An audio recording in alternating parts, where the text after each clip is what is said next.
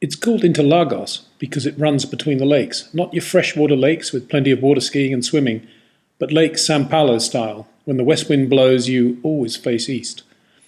I love it though, I love Interlagos. I've been going there since the mid-1970s when samba still dominated the radio, the sun always seemed to shine, and dust filled the air where concrete now lies. It was a titanic circuit back then, and you can still see why on the Google map of 2014. Here's the first corner, a bank kink to the left that was flat out if you had grip and the right sort of mindset. We'd stand by the pit counter, up towards the corner entry, listening to the engine notes. There was no left foot braking back then, just a slight feathering of the throttle, or not. Then the road ran downhill through another flat-out left-hand bank kink, down the back straight into a tight, positive camber left-hander where, late in the race, the track was prone to crumbling.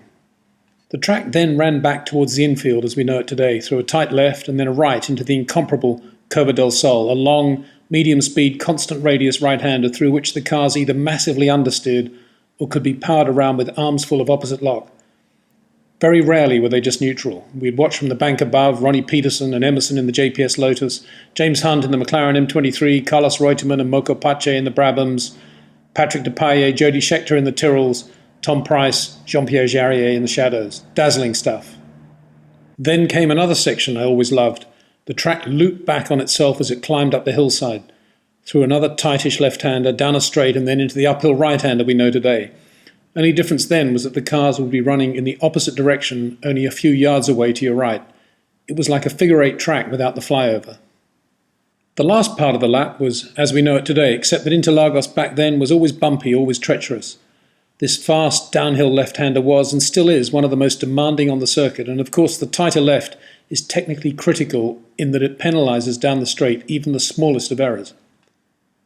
Today's lap begins with that very tight Senna S section of road, a steeply declining left-hander followed immediately by a quicker right-hander. It's spectacular, it induces errors both in traffic and in terms of late braking, and of course it's much safer than the old bank turn 1.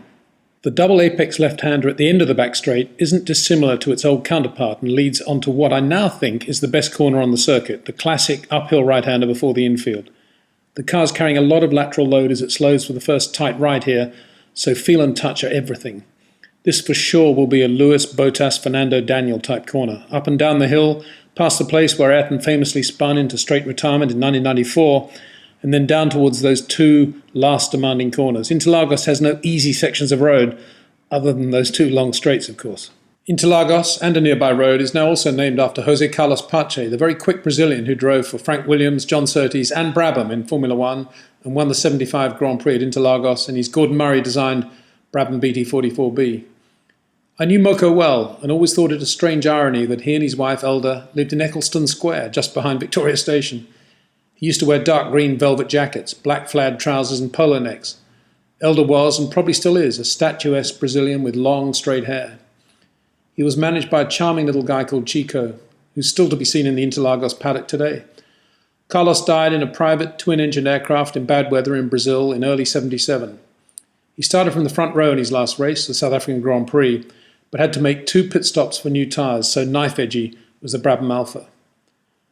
We lost Tom Price in that race at Kyalami, so the sadness was indescribable as we assembled for Carlos's memorial service in Mayfair. It was attended by virtually the entire Formula One world and hundreds of friends and admirers. Most Formula One people today arrive at the circuit unaware of what Carlos Pache was like or what Interlagos was like when it was part oval, part amazing road course, of what it looked like to watch them balancing an F1 car on the absolute oversteering edge through the Curva del Sol, minutely adjusting the throttle and the steering load as the drift touched perfection. Today's top drivers are no less skillful. It's just that it's now much harder to see their art, which is why turns 6 and 7, that uphill fast right-hander, will be my main vantage point in 2014.